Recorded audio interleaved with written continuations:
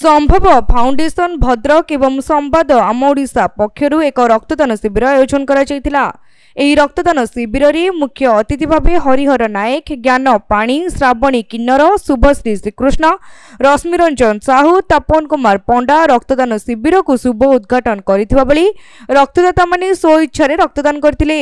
एही रक्तदान शिविर में 53 यूनिट संग्रह होइतिला। एही रक्तदान शिविर को संभव फाउंडेशन परिवार सभापति रघुराम जेना, संपादक खगेश्वर जेना, कोषाध्यक्ष अजय कुमार मिश्र, सदस्य सौम्यरंजन कर, हरिकृष्ण जेना, कैलाश महांती, श्यामसुंदर नायक, तुषारकांत नायक, मुन्ना राउत, मनोज कुमार पाल, उमाकांत पंडा, दीनबंधु पात्र, बापिन दादा, निरंजन साहू, रामेश्वर बेहेरा, आलोक कुमार जेना, तपन कुमार जेना, मानस राउत, मानस परिड़ा, चंद्रमणि महाराणा, शिवानंद मिश्र, गौतम सामल, प्रफुल्ल नायक, भक्तहरि दास, रश्मिरंजन महापात्र, विश्वजित घड़िया, सदस्य सस्मिता बारिक, सस्मिता पंडा, सुनंदा पाल, तपस्विनी जेना, विश्वरूपा साहू साहाय्य सहयोग करथिले। तो बहुत भल लगे जिते बड़े आपण मैंने देखते विगत दिन में ब्लड पाई केमी लोक मैंने कलबल होते एवं से गुड़ाक देखा मिलूनी ये मिलूनी यही मान जो छोट छोट भाई मैंने जो साहार हाथ बढ़ाऊँ ब्लड दबा रक्तदान गोटे महापुण्य काम। तो एमाने गाँव रु जाइकी भद्रक सहर भितर रक्त दबा छुटिया कथा नुह गोटे कैंप बनईकि समस्ते विभिन्न जमती देखो रसीम भाई अच्छा आमर सरोज भाई अच्छा समस्ते मोहित अच्छी समस्त सहयोगरे साहाय्य हाथ बढ़े केमती रक्तदान शिविर सक्सेस हम यहाँ खाली रक्तदान ने बहुत किसी कम कर घर पोड़ा लगे सफाई कार्यक्रम लगे मेडिकल कर सब बेले से एक्टिव रोचे। मो तरफ अशेष अशेष धन्यवाद भगवान पाखे प्रार्थना संगठन टी एमती आगू आगू जाओ खाली पल्ली रु दिल्ली पर्यंत जाओ आम आशा विश्वास अच्छे करके देखेबे। मु प्रथमे संभव फाउंडेशन को परिवार समस्त सदस्य एवं सान भाई रघुराम जे यार मुख्य परिचालक तांको अभिनंदन जणेबे एवं धन्यवाद जणेबी।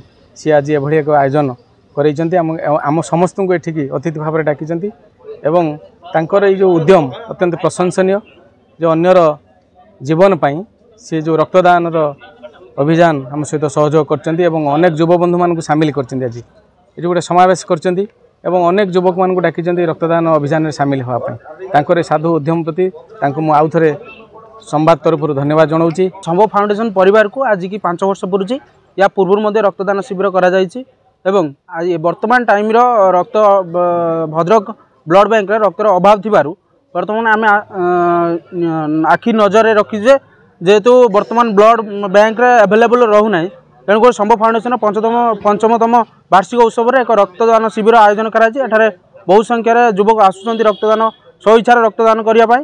तो यह आमर लक्ष्य रही है आम भद्रक जिले हो कि ओडिशा हो रक्तर केबे अभाव न हो।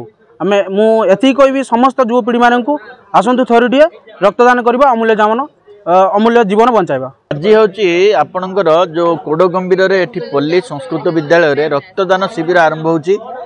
आपणकर रक्तदान होची महत्वपूर्ण एक कथा समस्ते कहते बहुत भाषणबाजी मारती समस्ते बहुत कथा कहती किंतु रक्त दबा लोक बहुत कम।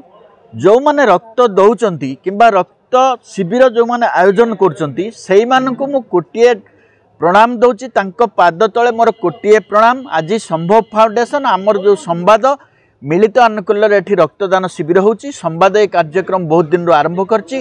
संभव फाउंडेशन रो 5 वर्ष पूरीगला संभव फाउंडेशन भी करची भद्रकर अन्य फाउंडेशन भी करचंती। आमर रश्मि बाबू कहतु रघुराम बाबू कहतु श्रावणी किन्नर सभापति तांकु कहतु हरिबाबू संवादर जे जिलापति तांकु कहतु एठी मोहित बाबू कहतु एठी आपणकर अनेक अनुष्ठान आपण शहीद भगत सेनार जे आमर सीतांशु नना कहतु जेते अनुष्ठान सामाजिक अनुष्ठान गढ़ी उठी भद्रकर एमाने गोटे गोटे हीरा एमाने गोटे गोटे ज्वेल। भद्रक पुनील कुमार सामंत को रिपोर्ट तीर्थक्षेत्र लाइव।